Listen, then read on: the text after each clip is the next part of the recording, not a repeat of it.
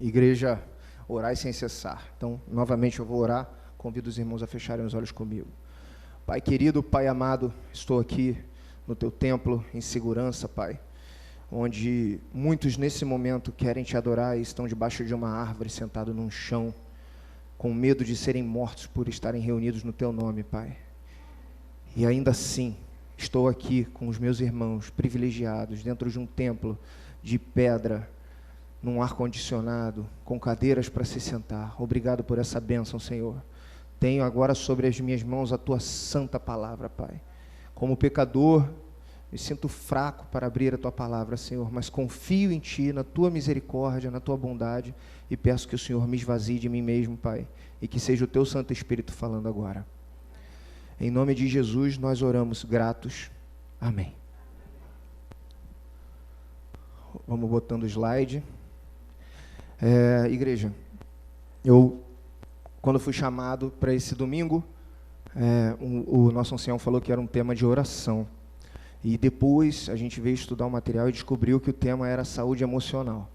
E aí eu confirmei dentro de mim que era um chamado de Deus mesmo, porque de todos os males que eu passei na minha vida, eu acho que o emocional foi o mais curado, né?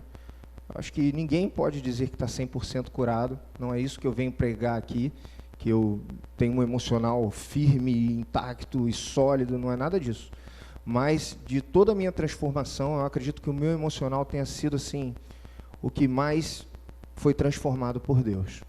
Hoje, eu tive que trabalhar, eu trabalho como sonoplasta lá na EBC, e hoje eu tinha que fazer Fluminense e Volta Redonda. E aí, quando eu desci na Carioca, eu me deparei com a festa da carne, né? E eu já estava assim, né? Então as pessoas acharam até que eu estava fantasiado. As pessoas vieram falando, o pastor! Eu falei, não sou pastor não. Quiseram me jogar confete, quiseram me chamar para a roda, mas eu saí correndo para uma bike do Itaú, peguei a bike, fui para o trabalho, falando, Deus, me livra disso, Deus, porque absurdo o que eu vi, assim. E aí, na verdade, eu estou falando isso porque eu refleti que há uns 5, 6 anos atrás, eu tenho 35 anos, eu com 29 eu estava ali, né? Eu estava ali gritando, o pastor, pega o pastor. Eu estava exatamente naquele lugar, totalmente entorpecido, com umas 2, 3 drogas, e eu vim agradecido pedalando aquela bicicleta por não estar mais naquele lugar. Então, igreja, por que eu não estou mais naquele lugar? Eu já dei meu testemunho aqui uma vez, já dei meu testemunho em outros lugares, tem no meu Instagram o meu testemunho completo de toda a minha transformação. Eu não tenho tempo hábil para fazer isso hoje, então eu vou falar só um pouco desse testemunho, né? Só um pouco desse testemunho. Mas antes a gente precisa entender o termo saúde emocional. O que seria saúde emocional? Seria ser feliz sempre? Quem dera, né? E se fosse ser feliz sempre, ninguém poderia dizer que é saudável emocionalmente, né? Porque ninguém tem como ser feliz sempre, né? A vida, ela é uma montanha-russa, ela tem altos e baixos, ela tem momentos em que você está feliz e momentos em que você está triste, né? O que é saúde emocional? Na verdade, saúde emocional não é a ausência de sofrimento, não é só a presença da felicidade. Saúde emocional é lidar com as dificuldades que o teu coração coloca dentro de você. Lidar com os teus sentimentos, porque invariavelmente você vai sentir tristeza, invariavelmente você vai sentir raiva, invariavelmente você vai sentir inveja, porque todos nós somos pecadores, ninguém está livre desses sentimentos. Então, a saúde emocional é você saber lidar com isso, você saber lidar com a inveja, você saber lidar com a tristeza, você saber lidar com o caos que muitas vezes o nosso coração bombeia, né? Mas, falando do meu testemunho, antes eu não sabia lidar com isso. Esses 3 rapazes aí sou eu, é uma pessoa só. Me chamavam de metamorfose ambulante, porque eu mudava muito até porque eu me preocupava muito com estética, então eu estava sempre editando as minhas fotos, então na internet tinha sempre um monte de Rafael, né? O Rafa, o Rafael, o Fael, o Fafá. E nesse momento da minha vida, 2017, 2018, 2021, foi logo ali, né? Foi um pouco antes da pandemia. E eu tinha começado uma banda, e em 2015 eu já tinha tentado contra a minha vida uma vez, mas esse período foi pior, né? Eu estava numa banda de rock e a banda estava crescendo, né? Pouco a pouco a banda estava crescendo. Como é que uma banda cresce, né? Ela primeiro lançou um disco, aí depois lançou um clipe, aí depois lançamos outro clipe, aí abrimos um show, né? Começamos um show de uma banda internacional. Então, pouco a pouco essa banda foi crescendo, foi ganhando visibilidade. Só que quanto mais essa banda crescia, menos a minha paz crescia. Essa é a verdade. Por quê? Porque na época eu me apoiava. Qual era o meu propósito de estar na banda? Qual era o meu objetivo em estar na banda? Era deixar minha alma mais leve? Eu pregava isso aí. Só que se era isso, eu não conseguia nunca, né? Porque eu até estava leve no ensaio, estava leve no show. Mas todo o resto eu não estava leve. E 7 dias por semana não tinha show e ensaio, né? Tinha no máximo 1 dia por semana ensaio ou show. Então, 6 dias por semana eu não estava leve, eu estava pesado. Por quê? Porque o meu propósito era a fama. O meu propósito era o sucesso. Eu queria o sucesso. E aí, depois disso, depois de estudar a Bíblia com o pastor Jean, em 2023, em janeiro, a gente começou a estudar a Bíblia com ele. Ao longo do processo, depois de 4, 5 meses de estudo, com ele indo toda semana lá em casa, a gente estudou sobre a origem do mal. E a origem do mal, a origem de Satanás, mora exatamente na idolatria. O primeiro pecado do universo não foi o de Eva. O primeiro pecado do universo foi Lúcifer querendo ser Deus. Lúcifer querendo que idolatrassem ele. Lúcifer falando, como assim você chamou Jesus para criar o mundo e não me chamou? Eu que sou o seu maestro, eu que tenho tantas pedras preciosas no meu corpo, eu que sou ele era chamado de a estrela da manhã, né? Então, isso está em Isaías, tá? O profeta Isaías dá essa palavra sobre Lúcifer. Então eu olhei para mim e falei, caramba, então tudo que eu sou na banda é o que Lúcifer quis ser no céu. Porque era isso que eu queria ser idolatrado. E pouco a pouco eu estava sendo. Por quê? Porque as pessoas tatuavam uma composição minha, né? O nome do primeiro disco era Entre o Acaso e o Destino. Então já tinha gente tatuando num braço acaso, no outro braço destino, né? A banda não era satânica, né? A minha banda de rock não era uma banda que idolatrava Lúcifer, mas queria idolatria, como toda banda de rock. Minha Ponte é uma banda de rock que o cantor não quer se destacar, né? Então, assim, a partir do momento que as pessoas tatuavam minha letra, o meu ego se envaidecia. Eu me sentia importante. Eu sentia que eu estava chegando lá, que mais hora menos hora, como minha mãezinha querida dizia, a minha estrela ia brilhar, né? E Lúcifer era o quê? A estrela da manhã, né? Então, refletindo comigo mesmo, já no estudo, depois de idas e vindas com a religião cristã, já dentro de um estudo, topando entender o que era a salvação, como é que Cristo poderia ser Salvador se ele morreu na cruz, porque eu tinha essa dúvida, né?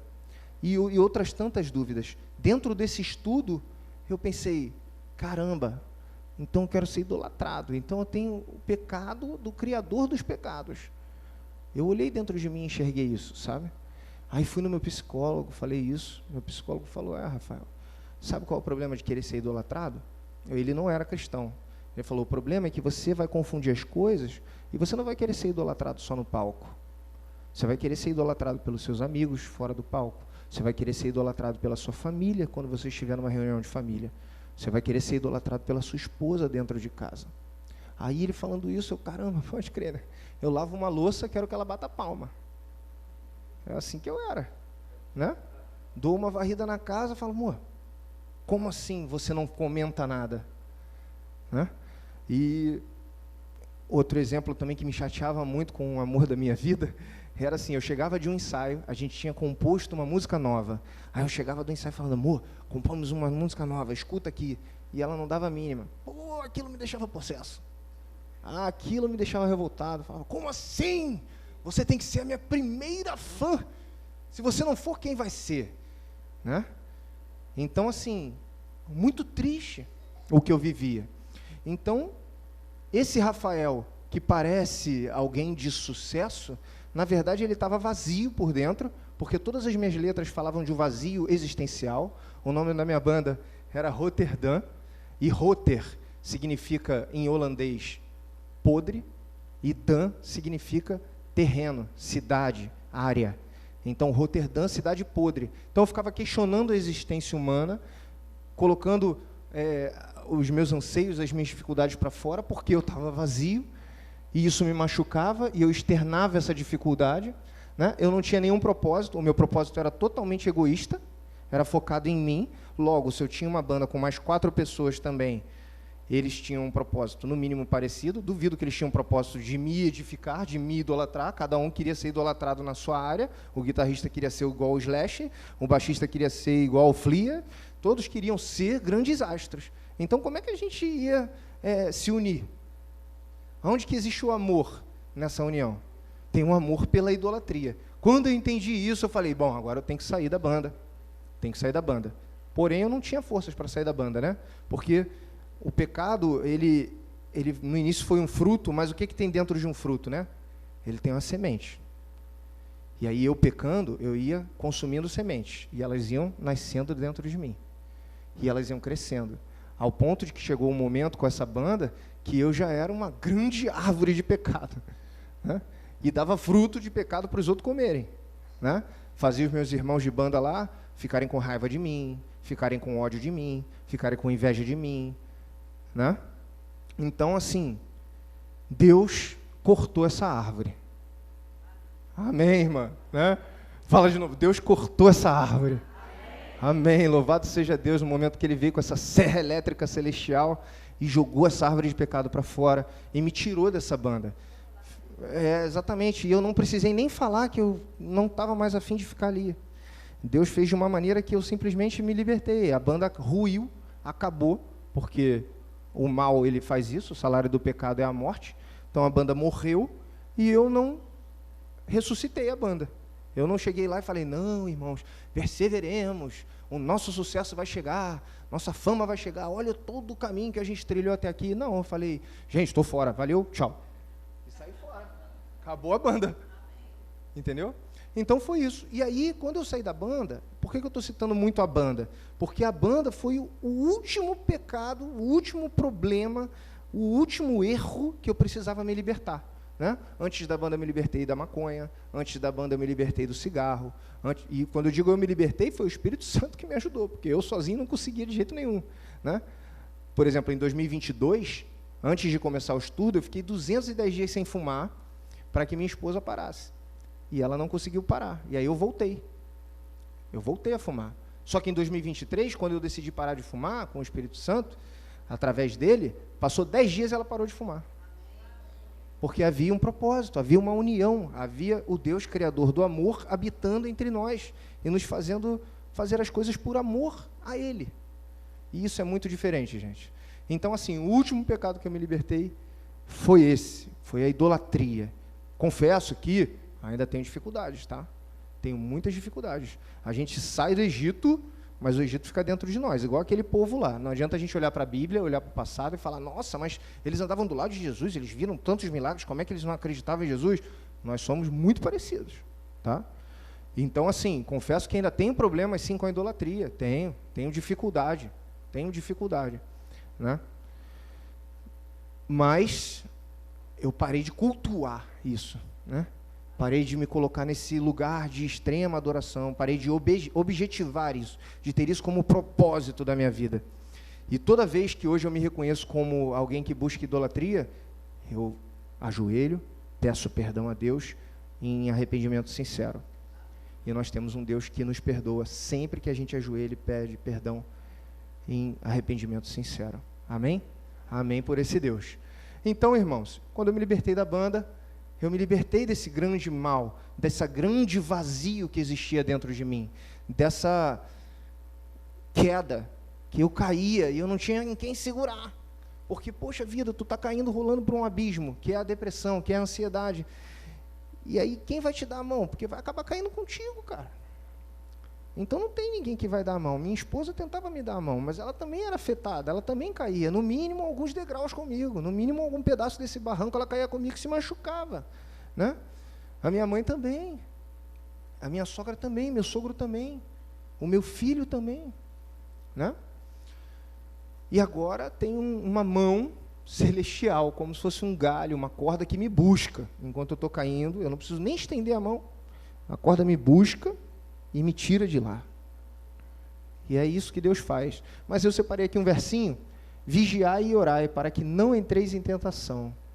O espírito, na verdade, está pronto, mas a carne é fraca. Então, tudo que eu estou falando aqui agora, irmãos, o dia de amanhã pertence a Deus. Eu vou continuar vigiando o meu coração e orando a Ele para que eu jamais busque ser alguém que busque idolatria, né? Um idólatra, alguém que queira ser idolatrado novamente. Mas a carne é fraca. Então eu não sei o dia de amanhã. A gente vai continuar, vou continuar vigiando e orando. Mas o que eu estou falando aqui não significa que eu jamais vou pisar nesse lugar. Eu oro para que não. E eu conto com a oração de vocês também, né? Bom, agora vamos falar um pouco mais sobre a depressão que eu vivi, sobre a tristeza em que eu me acometi, a ansiedade que eu vivia.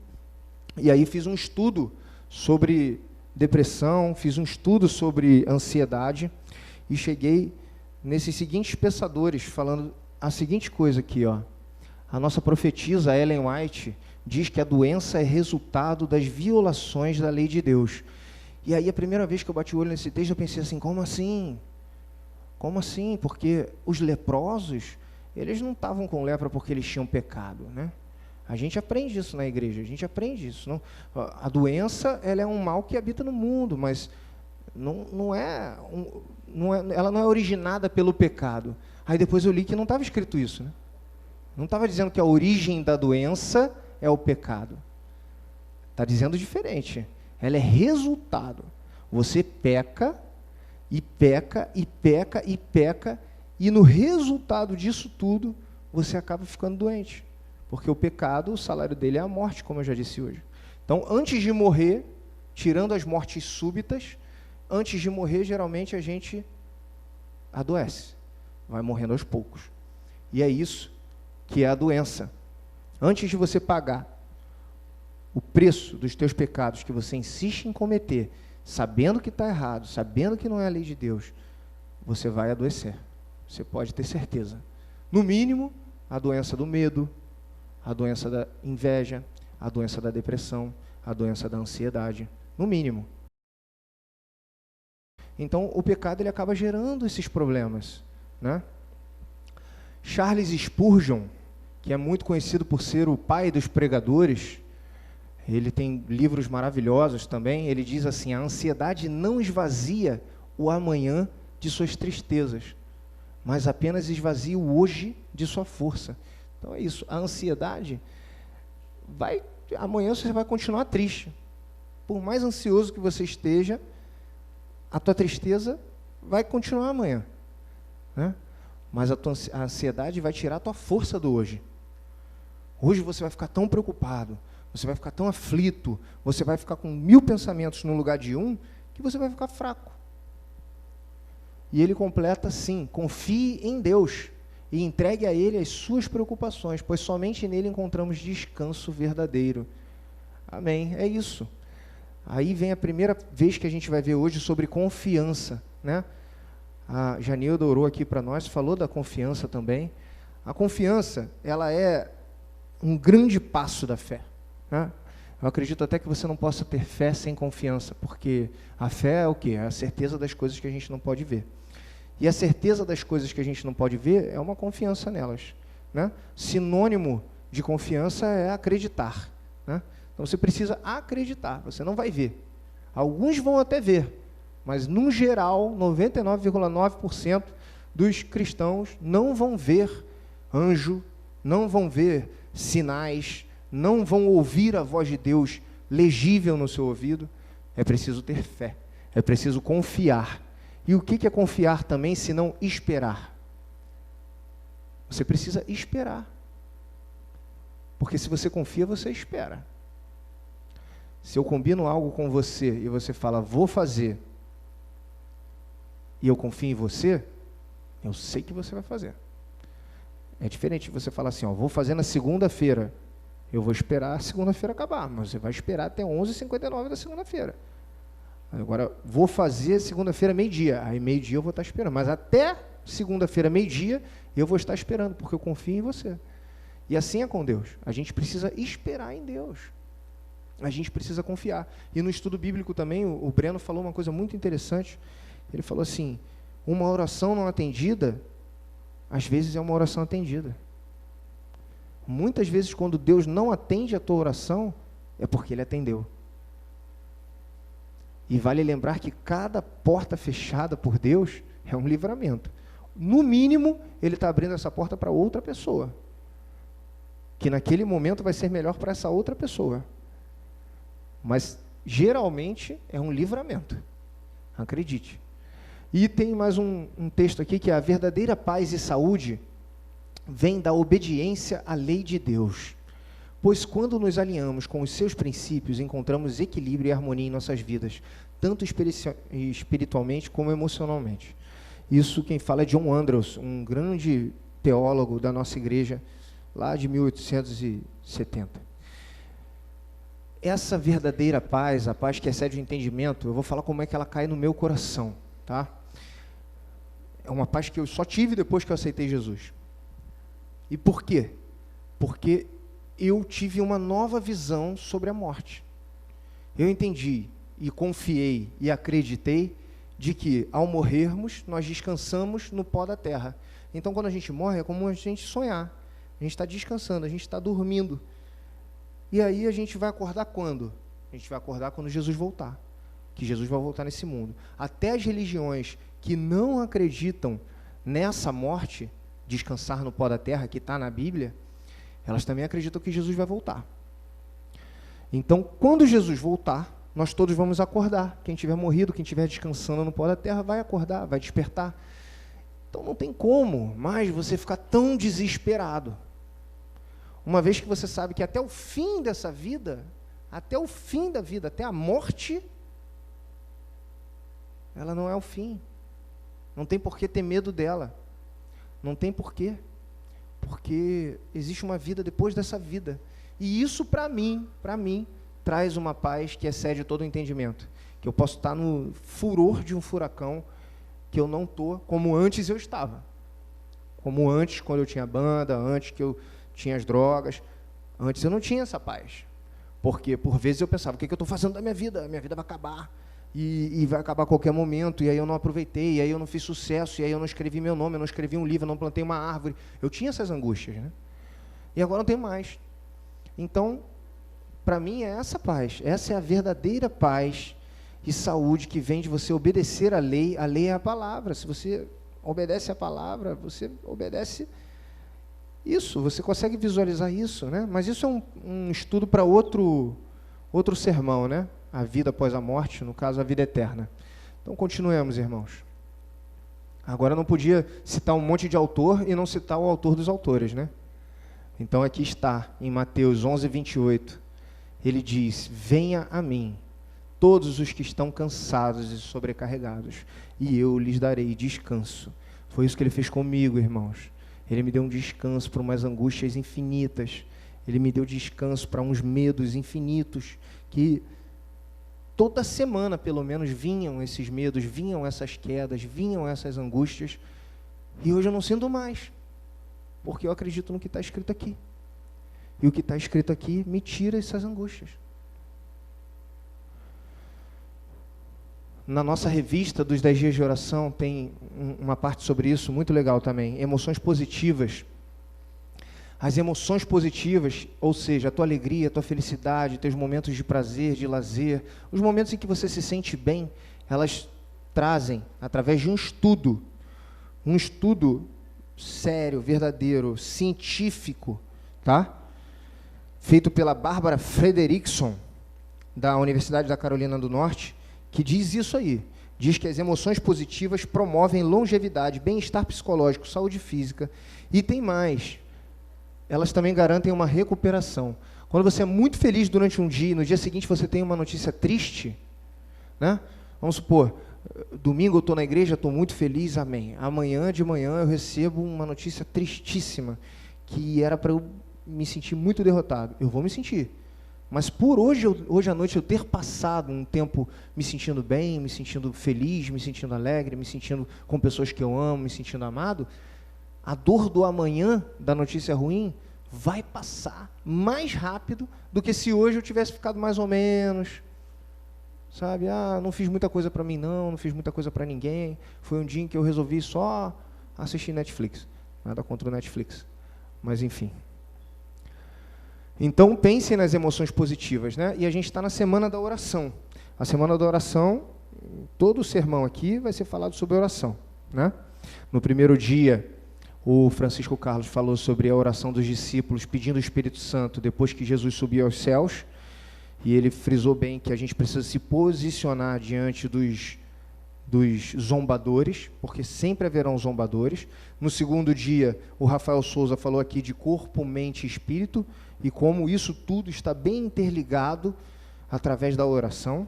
E no terceiro dia, ontem, o nosso pastor falou sobre a relação do passado, onde você vivia menos, você vivia 50 anos, 60 anos, mas você morria mais rápido, né? Você vivia 60 anos, mas você logo falecia, você não ficava tanto tempo doente. E hoje em dia, você vive mais, você vive 80, 90 anos, mas você passa os 20 últimos anos da tua vida sofrendo, num leito, com dor, passando apertos, né? E então, ele também disse que você precisa da ação, né? Não adianta só a oração, você também precisa agir. Dentro da palavra oração, tem a palavra ação, não é por acaso, né? Então, que possamos agir, nos exercitar também. E eu separei aqui sobre a oração, a primeira coisa que eu queria dizer é que você não está sozinho. Nunca, jamais, onde quer que você esteja, Deus vai te achar, Ele está com você. E Billy Graham, um teólogo também muito conhecido por todos os cristãos, diz assim: muitas vezes será só você e Deus, mas acredite, Ele é o suficiente. Deus é o suficiente. Deus é o suficiente. Sempre que você ajoelhar, Deus vai ser o suficiente. Acredite nisso. Agora, por que a gente deve orar, né? Eu separei aqui, porque primeiro ponto, não orar é pecado. Você não orar, eu venho para a igreja, não, eu até louvo, não, eu dou minhas ofertas, eu dou meu dízimo. Você ora? Não, eu nunca oro. Você está pecando, irmão. Você está pecando. Você precisa conversar com o seu Deus. Você precisa buscar ouvir a voz dele, a direção dele. E isso está escrito em 1 Samuel: longe de mim que eu peque contra o Senhor, deixando de orar por vocês. Então ali já ficou nítido que, se você deixar de orar, você vai pecar contra Deus. Um segundo ponto é reconhecer a sua dependência de Deus, né? Bem-aventurados os pobres de espírito, porque deles é o reino dos céus. Que espírito é esse? É o Espírito Santo? Não. Como é que seria felizes, bem-aventurados os pobres do Espírito Santo? Esse é o teu espírito. É aquele que habita ali e que luta, teu espírito pecador, que luta contra o Espírito Santo que quer habitar em você. É o teu ego, é o teu orgulho, a tua vaidade. Bem-aventurado aqueles que são pobres de ego, de orgulho, de vaidade, porque deles é o reino dos céus. Porque você precisa abrir espaço. Você precisa abrir espaço para o Espírito Santo ocupar o seu ser. Você precisa se fazer pequeno para reconhecer que Deus é grande. Porque se você se achar grande, Deus vai ser menor do que Ele é para você. E aí não existe Deus. Não existe Deus menor. Existe Deus inteiro, grande, criador, mantenedor, redentor e salvador. Amém? Veja Deus trabalhar na sua vida. Tem um outro versículo sobre isso que eu sempre lembro, que é: em tudo dai graças. Se você viver uma vida de oração, se você orar até para que a tua conta de luz seja paga, quando você tiver dinheiro e pagar ela, você vai dar graças a Deus. Vai falar: obrigado, Deus, por atender essa oração, porque eu te pedi ajuda para pagar a conta de luz, e o Senhor me ajudou a pagar a conta de luz. Então, se todos os dias quando você acordar, você pedir a Deus para você terminar o dia vivo, todos os dias à noite você vai dar graças a Deus por estar vivo. Assim você vai vendo Deus trabalhar na sua vida. Em Jeremias ele diz assim, ó, clame a mim, e eu lhe responderei. Isso é Deus falando, tá?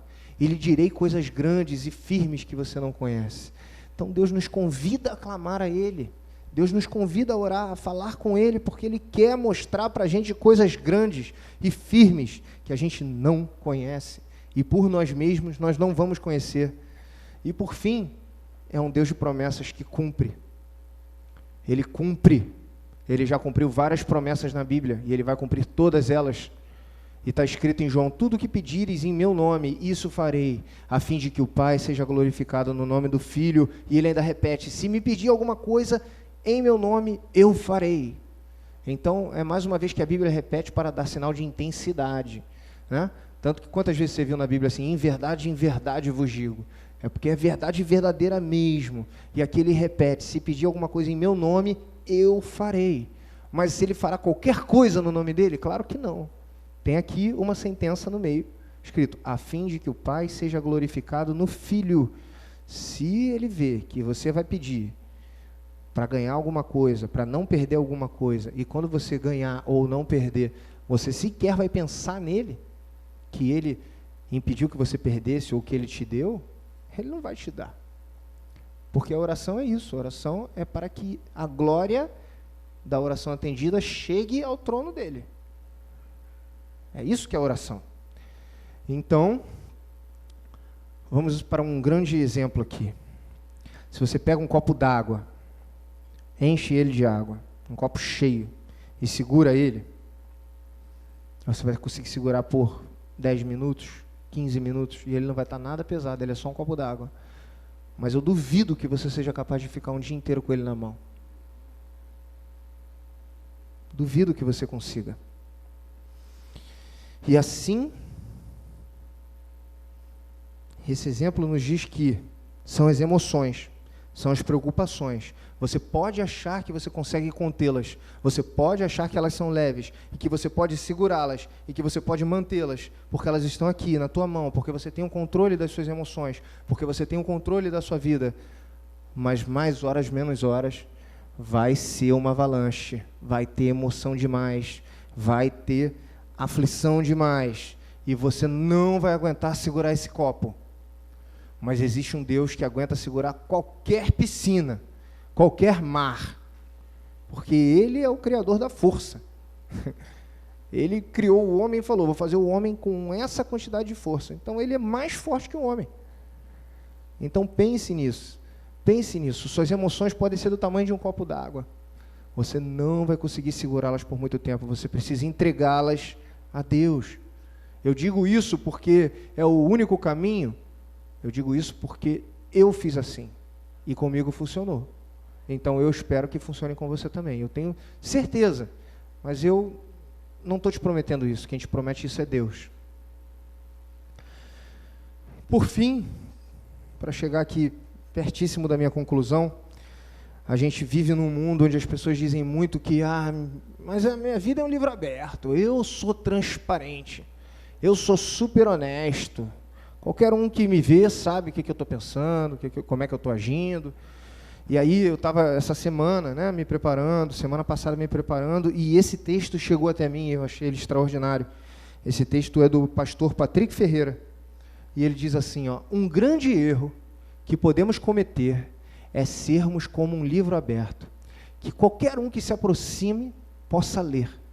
Alguns desvalorizam suas linhas, outros interpretam mal, alguns sequer entendem, e ainda há aqueles que distorcem suas páginas, podendo até rasgá-las.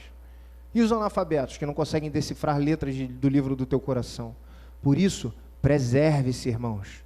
Seja um mistério delicado, com páginas que só aqueles com alma sensível possam desvendar, e com um título que inspire respeito e admiração em quem o observar. Muito lindo, né? Aí eu pedi a autorização dele para botar isso aqui, tá? Obrigado, pastor. Mas aí, quando eu também me deparei com esse texto, eu pensei, eu confessai-vos uns aos outros, né? Onde é que entra nessa história? Porque eu tenho que confessar meus pecados para meus irmãos. Deus me incita a isso, em Tiago 5,16, Deus fala para mim, confesse uns aos outros, né? Mas o confessar uns aos outros tem um detalhe. Abrindo Tiago 5,16, portanto, confessem os seus pecados uns aos outros e orem uns pelos outros para serem curados. Se fosse só assim, a gente realmente podia se confessar sempre com o padre, e a gente ia ser curado dos nossos pecados, né? Mas, a oração de um justo é poderosa e eficaz. Então, você tem que ter cuidado para quem você abre o livro da tua vida. Você tem que ter cuidado.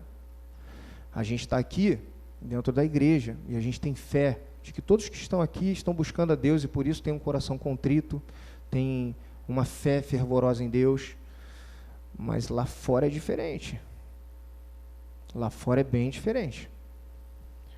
Imagina se eu tivesse confessado os meus pecados, se os meus pecados estivessem escritos no meu rosto quando eu saísse do metrô hoje e me deparasse com a festa da carne. Alguém ia me chamar de pastor brincando? Não, né? Era capaz até deles quererem rasgar o blazer. Né? De falar, tira isso daí, cara, que farsa é essa? Né? Então a gente tem que ter cuidado com quem a gente confessa os nossos pecados.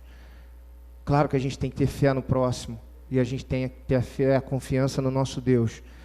Mas está escrito ali, a oração de um justo. Confesse seus pecados para aquela irmã, para aqueles irmãos que você considera justo. Porque eles vão orar por você. E a oração deles vai ser poderosa e eficaz. E, sobretudo, confie em Deus. Confie no Senhor de todo o seu coração. E não se apoie em seu próprio entendimento. Não se apoie em você. Não guarde seus pecados para você. Não queira você sozinho resolver os seus problemas. Mais hora, menos hora, esse copo d'água vai cair da tua mão, vai quebrar, vai rasgar o teu pé. Vai te fazer sangrar, irmão. Vai te machucar, irmã. Coloque esse copo d'água nas mãos de Deus, que ele jamais vai cair. O máximo que vai acontecer é esse copo derramar um pouco. Porque Deus quer que você bote para ele encher mais um pouco. Amém? Então essa é a mensagem que eu queria passar hoje para vocês, sobre saúde emocional. Eu espero que tenha surtido bons efeitos no coração de vocês. Eu peço mais uma vez que vocês confiem em Deus,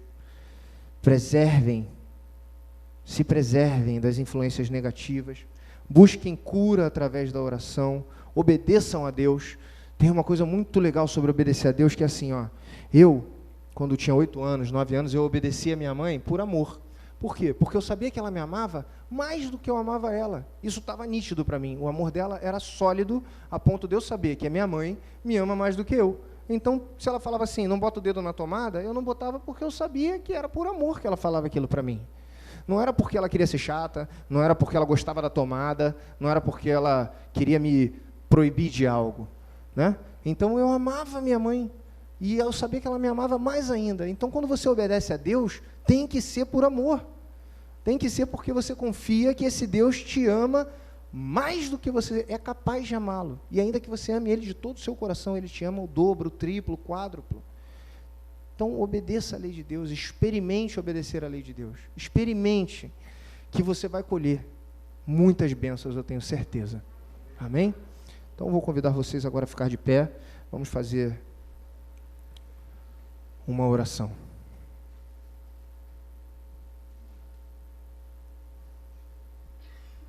Lembrando que amanhã tem saúde espiritual com a nossa irmã Daniele Novaes, e essa semana inteira continua às 7h30 da noite, exceto o sábado, dia 22, onde a gente encerra a nossa programação às 9 da manhã com o nosso pastor Paulo, tá bom? Então todo mundo que veio hoje, vem amanhã, porque Deus está te chamando, não sou eu. Quando eu comecei aqui, eu pedi que Deus falasse por mim, e se esse lembrete me veio aqui agora na mente, é porque é Deus te chamando para estar aqui amanhã às 19h30, porque esse mundo não é só físico, esse mundo não é só emocional, esse mundo também é espiritual. E se você não se defende espiritualmente, você é uma esponja, que tudo que jogam espiritualmente na tua vida, entra na tua vida. Então, cuidado, tá bom? Vamos orar, irmãos. Querido Deus, soberano Senhor, Criador do universo, nós agora, Pai, oramos agradecidos demais, Senhor, por esses privilégios que o Senhor dá na nossa vida, Pai.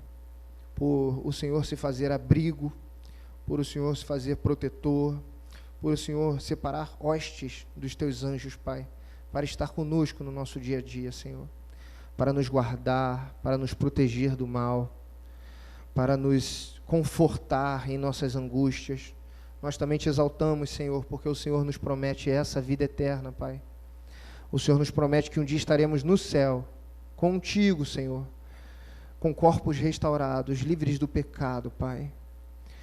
E lá viveremos eternamente contigo, Senhor, como anjos, com essa bênção, Pai, de estar contigo, livre de toda dor, de toda angústia, de toda fome, de toda lágrima, de toda doença, Pai. Obrigado por nos conceder essa paz, Senhor. A paz que vem da certeza, da fé de estar nesse lugar, Senhor. Suplicamos, Senhor, que o Senhor nos permita estar nesse lugar, Pai. Que o Senhor nos salve, Pai. Que o Senhor nos separe para a Nova Jerusalém, Pai.